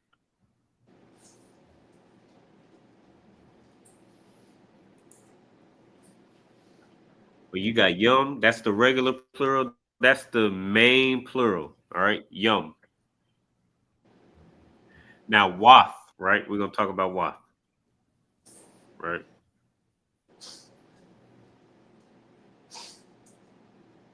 And this is where this is where you got to pay attention, and this is where you got to pay attention a little bit. All right, because a lot of remember where Christians fail in understanding the Bible is context. They don't understand the context of the Bible. But the context is real easy. It's real easy if you genuine and you read it and you paying attention, right? It's the same with the Hebrew. So I know Wath, what we was talking about, I believe last week, Wath is how you would show servile tense, right? Like like we just talked about before. Ak is brother, Akwath is sister, all right? But in certain contexts, you'll see Wath, but it's not talking about feminine. You'll see it in a pluralization tense. Like Itazagabar, you know what's the name of our camp leader? Officer Corral. Uh now you know what his name mean?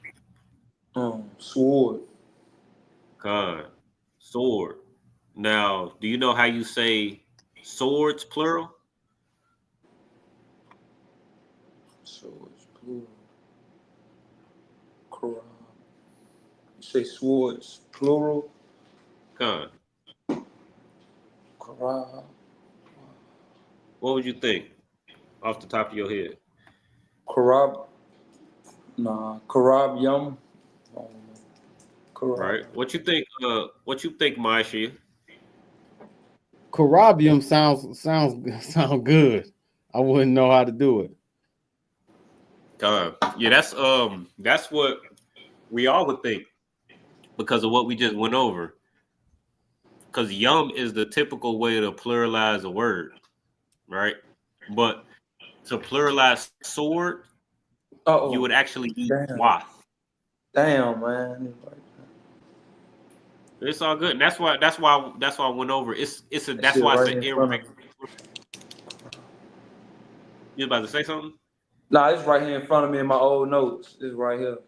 Oh, yeah, and that's why it's an irregular plural, right? But the typical way to pluralize a word is yum, but you have a couple irregular plurals that we're gonna go over, and once you see them and you're able to identify them and you're able to read it in context, then it'll be easy for you. And it like just to give you an example, right? It's just like English. Like what we got to do, what we got to do is rinse the Christianity, just wash the Christianity, shake the Christianity off of what we learning, right? Just like in the scriptures.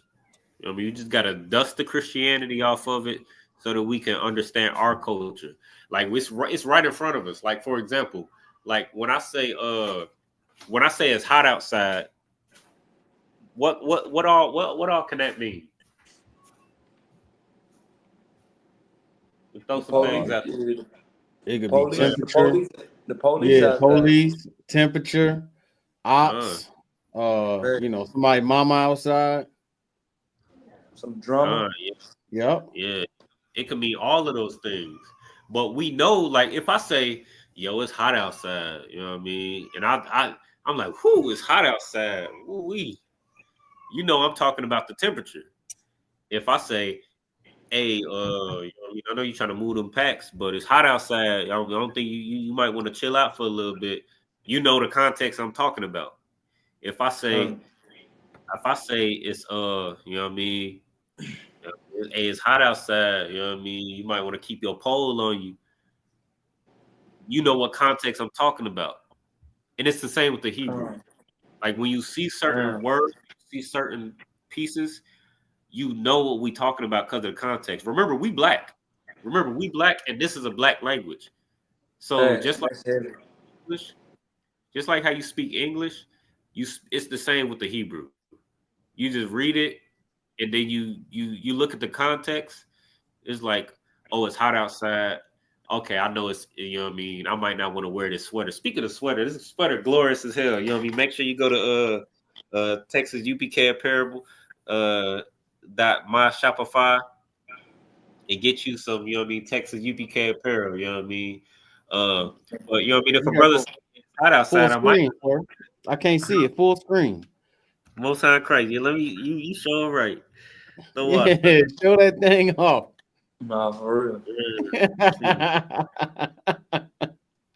You see Salakia. There we go. Yeah. Make sure y'all hit that website. Make sure y'all hit that website. Get y'all some of this glorious UPK Texas apparel. You know what I mean? It come with you can get the whole fit. You know what I mean? You get the whole fit with the sweatpants and everything with it. You know what I mean? Damn the shield right. of David and everything. I mean, go ahead and check us out.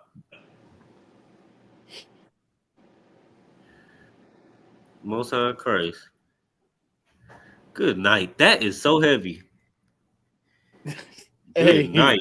Hey, I'm gonna what you about to say, Maisha? That's crazy. What you about to say, Maisha? Go ahead. No, I mean let the young man have it. I mean it's like it, sir. I'm gonna let you know what I mean the brother have it. Go ahead, get him, brother. Salaki, what I missed? I'm Salaki. Oh no, so no. What I was just I saw a Shalom Yahaba Shem Yahushua Barakatah Gabor Ya'ala. You know what I mean? The brother that just checked in. You know what I mean? And that's a heavy name as well. Gabor Ya'ala, the warrior of the Lord. You know what I mean? He said the elders Gabor and Tahar of GMS said ISUPK teaches the Hebrew perfectly, so that brought me here. I mean, Most High Christ. First of all, give that brother a hand. You know what I mean? Because that's, you know what I mean, Most High Christ, you came to the right place. And what you got to understand is that these, first of all, you know what I mean, like the brother Maisha at the bottom of the screen, it says One West established 1969. You know what I mean? That is the address of the original school that brought the you know what I mean, that brought to the attention of Blacks, Hispanics, and Native Americans that we were the true chosen people of the Most High God. You know what I mean? That is the address of our original school, 125th Street, of Harlem, New York. You know what I mean? Under Commandant General Yohana. You know what I mean? Once the school was passed down to Commandant General Yohana. And we've been holding on to this truth since 1969. The ISUPK is the home of the truth. So what your elders and GMS told you, Gabor and Tahar, when they say the ISUPK teaches the Hebrew perfectly, they telling you exactly right, man. Because you know why they told you that? Because the ISUPK taught them. You know what I mean? You and any other Israelite group that's not the ISUPK, you were taught by the ISUPK. Every other Israelite group that's not here, you were taught by the ISUPK, man. So you know what I mean, your elders did the right thing by guiding you here. This is the home of the truth, man. And what I would advise you is to come in here and learn from the brothers that were, you know what I mean, that stayed here. What you got, Maisha? If I may, sir. Go ahead. You know, brother, if you put that in the comments, we teach everything correctly. God. That you know what I mean? Don't just say the Hebrew. Listen, you need to say the precepts. You need to say from Genesis to Revelation. You need to say from the high holy days. You need to say, hey man, I'm gonna be at the barbecue because I'm gonna go to classes and Monday through Friday, and you should be watching the Black Watch on Monday night. You should be watching Thursday's scripture breakdown with General Mahyman. You need to just leave wherever you at if you're not in the school. And I'm only assuming that you said that because somebody in the UPK wouldn't mention nobody else except for Commanding General Yohana. That's one body, one West. I mean, the home of the truth. So, hopefully, brother, we'll see you in class. And I don't know where I'm gonna be quiet, but that's it. I'm gonna just be quiet. Everything is the truth here. So, That's Slocky, right. sir. What you said was absolutely heavy and absolutely the truth. Gabar Yala, did you have any questions or anything particular that you wanted to talk about before we wrap it up? Since you were here, I mean, I appreciate you checking in. I mean, this is where you can come to get all your questions answered and all your problems solved. You know what I mean? So you can ask all your questions. This is the Lashawan Qadash class. This is the Hebrew class. So you can ask any Hebrew or Lashawan Qadash related questions. If you got a scriptural related question as well, you can ask it here. And I mean, we might be able to, because it's all the Hebrew. It's all our language, our cultures. And if we not able to answer your scripture related questions here, then we'll be able to answer it Monday. We got Monday scripture breakdown class in Killeen, Texas. Uh, I mean, which I believe I'll be holding down Monday scripture breakdown class. If not, the camp leader in Killeen, Texas will be holding it down, or the brother greater and mightier than I am will be holding it down. You know what I mean? But either way, regardless, your questions will be answered, and your problems will be solved. You know what I mean? So go ahead. If you got any questions or comments, go ahead. Feel free to put them in the chat, and we'll go ahead and answer your questions. All right. But where is we at? We was on Wath, right? Or Kind of what kind, sir? uh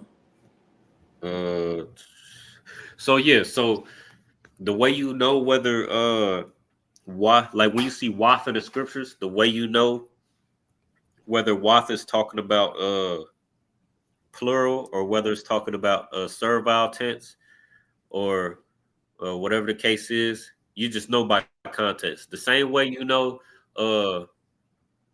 like Cap Katazai, he uses the same example all the time, where he'll say, what I mean, he'll tell a story about when he was in college, and he was talking about a sister. He was like, "Oh, she hot," or he was like, "Oh, she cold.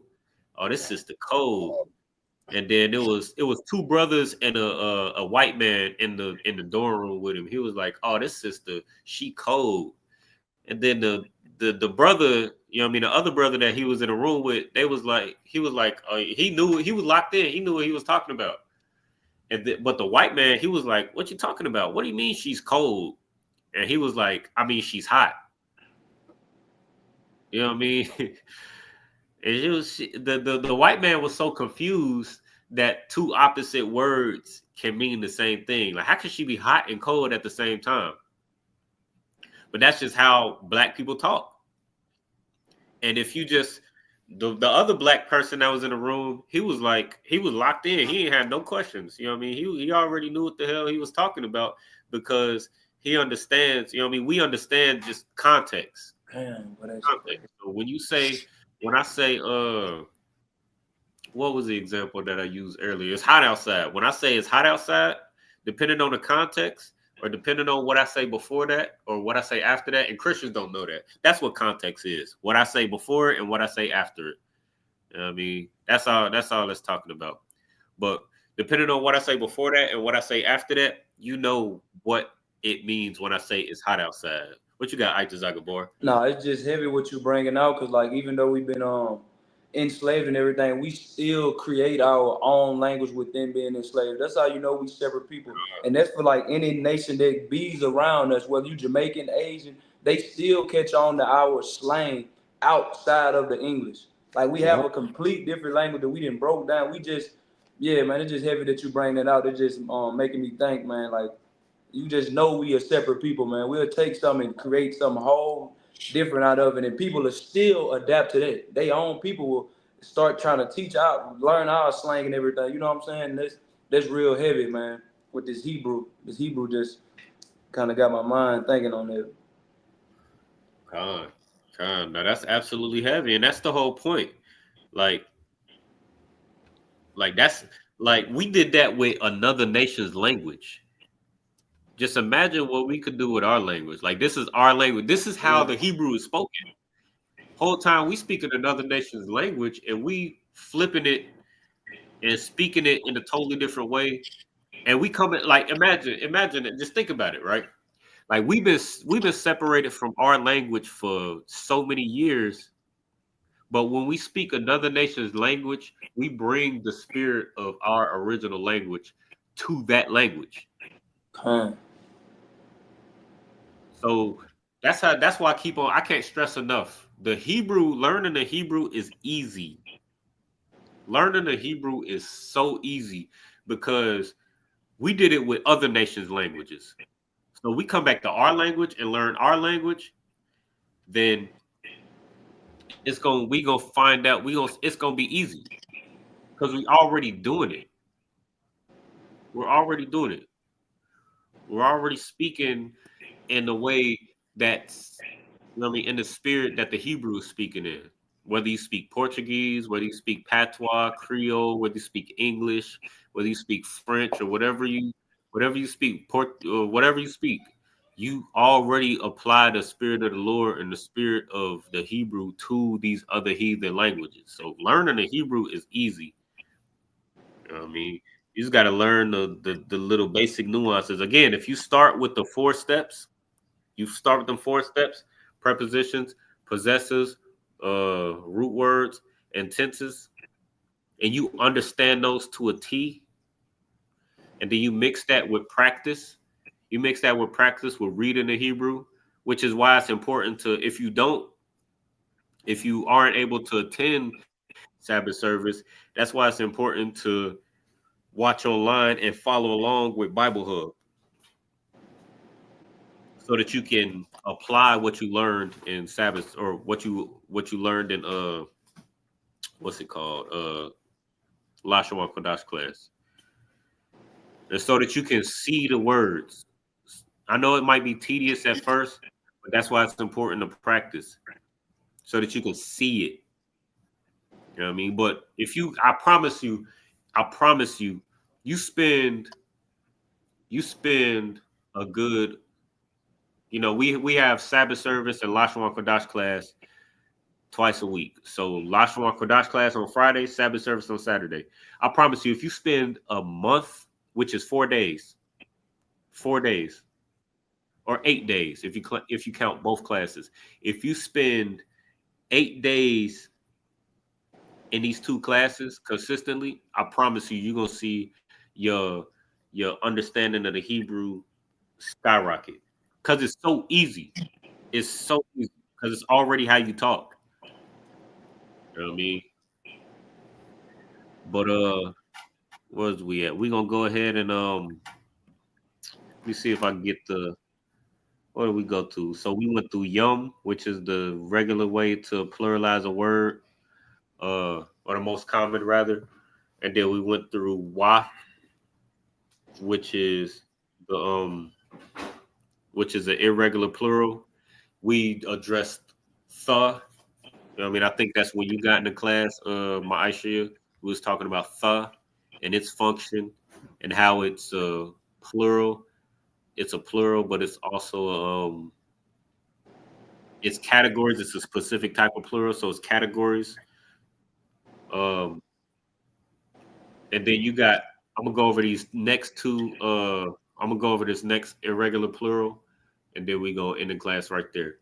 But another irregular plural is like what we see in the English, right? So in the English, you might see word like how do you say fish in English? Singular, one fish. What would you say? Say one fish. Uh, Now, if you got more than one fish, what would you say? What you got, Maisha? Fishes. You said fishes?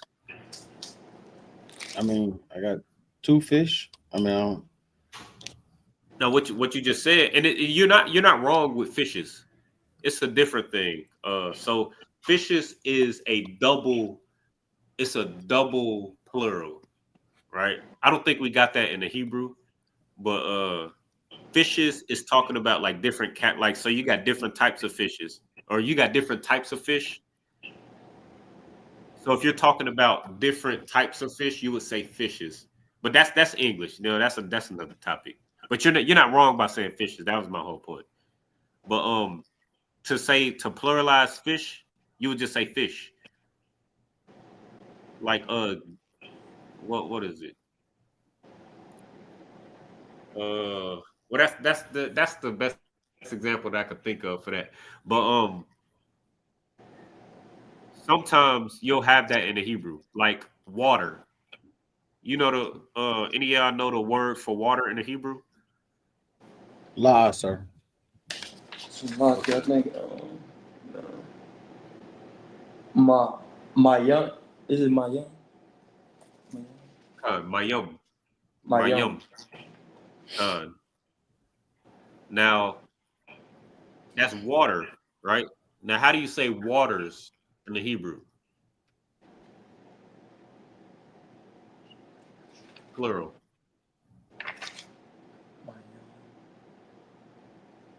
Mayim Wath. La, and it goes right into what I just described a second ago. Mayam. Mayam. It's the same thing with fish. That's why I'm bringing this up.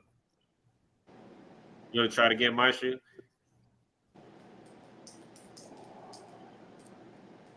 It's the same concept with pluralizing fish. Same concept. It is water.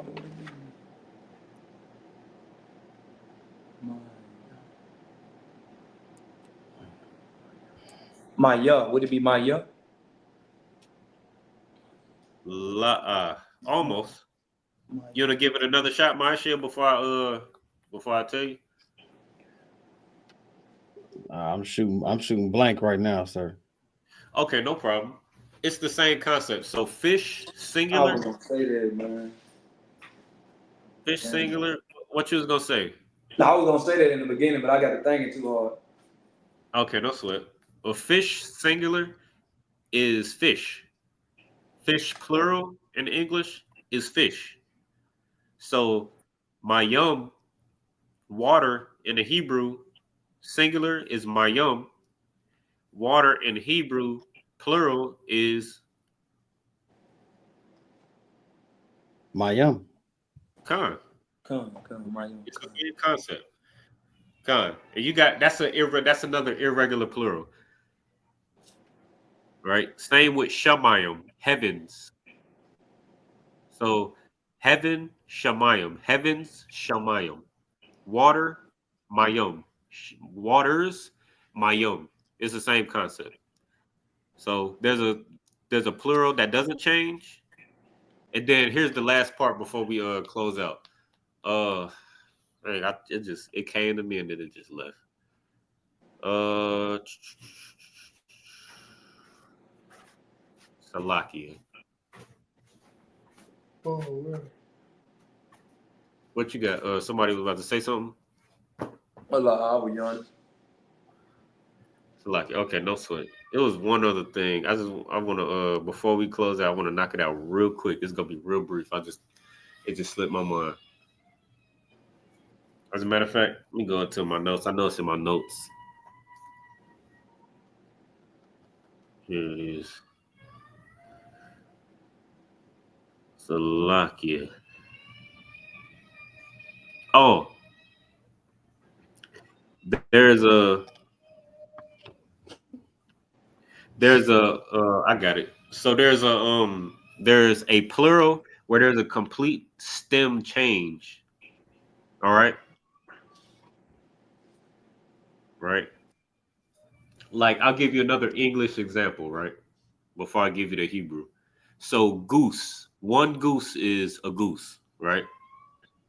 But how do you pluralize goose? Is gooses? You put an S at the end of it? Be Salaki. Become geese, right? Geese. Geese. So that's an irregular plural. So that's a complete stem change. And there's a few examples.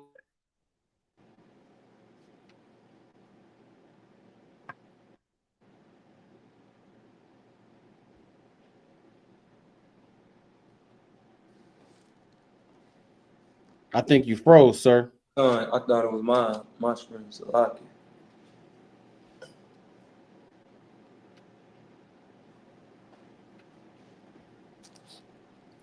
While we're waiting for the precinct officer to come back, if you're watching, this is the Friday Killeen ISUPK Lashawan Qadash class. You can take your notes. You can ask questions. I thought he was about to jump back in. You can, I don't know if I see the screen jumping, but you can make sure you contact us at isupk.com if you're in any of the local. Maybe it's just me. No, Salaki, so I'm here. I just want you to get the big screen. Oh, the water. You can contact us at isupk.com. We have classes during the week from Monday through Friday. You can catch the radios and talk shows throughout the week in different states and different camps in any cities. If you are looking to join, you should be in all black and you should contact your local camp. We all across the world, different continents, different countries. And this is ISUPK 1 West under commanding General Yohana. One truth, one body. And we're going to see how we can, maybe we can play some music while the brother is gone. But if not, we can run through a couple more scriptures. And I'll hold it down just for maybe a few minutes until he come back. And if he doesn't happen to make it back, I'll contact him over the phone. And then we'll close out class just in case the priest and prophet may have ran into some issues. So we'll go over the alphabet. Well, it's not really the alphabet, but just some of the lettering of the Lashawan Qadash. It's A, Ba, Ga, Da. I'm sure the brother got that down. I'm not the the Lashawan Qadash genius.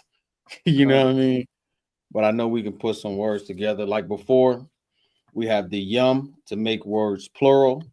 We have the yun to make words female. We have the preposition, the possessive, the root word, and the tenses.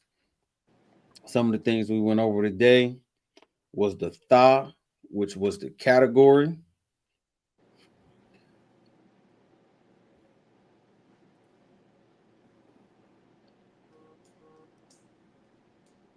And we'll get a brother one more minute to come back. I'm pretty sure he won't have a problem with me closing out class. Anything you want to go over, brother, priest and prophet? La, sir.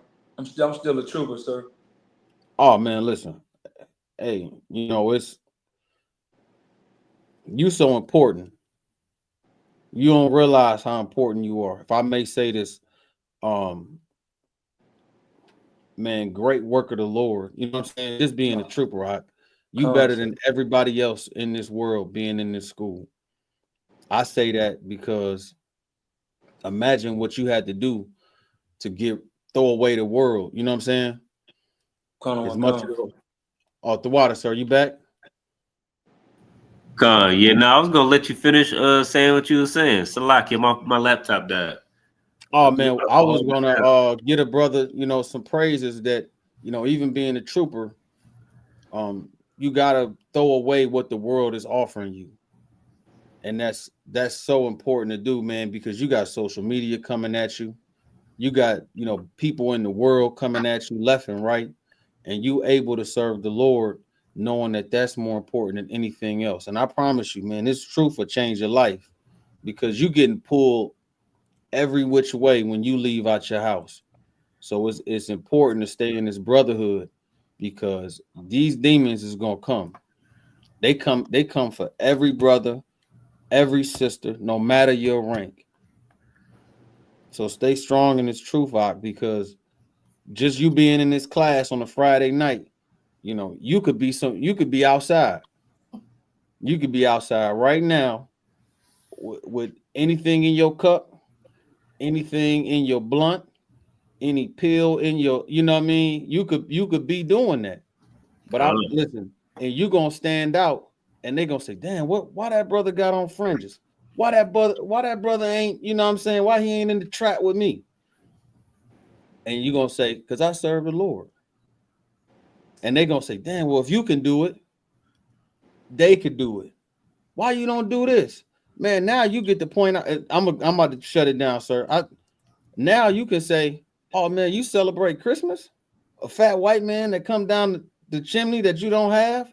Like, you able to wash this off? Like you have been cleared of Thanksgiving, Christmas, holidays, and you are going to be peculiar to everybody else you run across. So with that being said, listen, trooper, stay in this truth, and you're going to do hell of a work. You're going to speak it better than me soon enough, and I'm going to come to you if I need some help. Come. Most High Christ. Now give him a hand, man. Give him a hand, man. And just before we close out, Itazak Gabar, what's your name mean? Solid warrior. You hear that, priest? Damn right. Hey, Ma'aishia, what's your name mean? Work of the Lord. Damn right. Get out of hand, man. Yeah, man. Y'all both got some heavy names, man. Both of y'all Come on, sir. You gotta put yours out there too. I was just gonna say Salaki, sir. See? Yeah. Yeah, I got a little humble name. All seeing. That's what's up. All seeing, man. What's that Christ? But no, the reason why I wanted to highlight y'all names, I ain't nothing. But I wanted to highlight y'all names because what you said was so heavy. Like, when you come up out of this truth, or when you come up out of the world and you come into the truth, man, like, you got to put the work of the Lord first, man. So it's heavy that you even saying that, and your name means work of the Lord. And it's a lot of brothers, on that note, it's a lot of brothers that had that name and then dropped their sword and dropped the work of the Lord. You know what I mean? It's a lot of brothers with heavy names, you know what I mean, that did drop their sword. You know what I mean? A lot of solid warriors that then came in and dropped their sword. So what the brother was saying was super heavy. And make sure when you get your name, especially when you become an officer, but first and foremost, when you get your name, make sure you wear it with dignity, with respect, and you know what I mean, with respect for the Lord, and with respect for the Lord, and the respect for the men above you. You know what I mean? Respect for the Alahayim, respect for the angels, you know what I mean? Respect for your nation. And you serve the Lord as a solid warrior. You know what I mean? You put the work of the Lord first. You know what I mean? Every time you wake up, you know what I mean? Remember, your name means work of the Lord. Make sure you put the work of the Lord first in everything that you do. You know what I mean? And you like the scriptures say, you know what I mean? Keep the commandments, and the commandments are not grievous. You know what I mean? Doing the things that the Lord requires you to do is not grievous. You know what I mean? So remember that. I mean, what you said was very heavy. I just wanted to touch on that real quick. But make sure you like, share, subscribe to the channel. Make sure you you know what I mean, if you share with your loved ones, whether you agree or disagree, invite brothers and sisters to the chat. and invite brothers and sisters to the cookouts, to the schools in your zone and all of that. And if you're watching this class and it's not live, or you watching any class or whatever the case is, and you want to learn more, you watching class live and class that ended, and you want to talk more, you want to ask more questions, then hit that QR code in the top right corner. And morning, noon, and night, there'll be a brother in that chat to answer all your questions and solve all your problems. I mean, with that, we'll give a courtesy salute to the brothers. Yahweh Shem Yahushua Barakathum to all the brothers. Yahweh Shem Yahushua Barakathum. And then Shalom Yahweh Shemar Latham Ba'Shem Yahushua to all the sisters. And then Yahweh Shemar Latham Ba'Shem Yahushua to the sisters. I'm right. And then we'll see y'all next time, next Friday. Make sure you tune in the Sabbath service tomorrow in your zones. You know what I mean? Make sure you apply so that you can apply what you learned today or tonight, rather, in Sabbath service tomorrow. You know what I mean? With that, Shalom Israel. Shalom.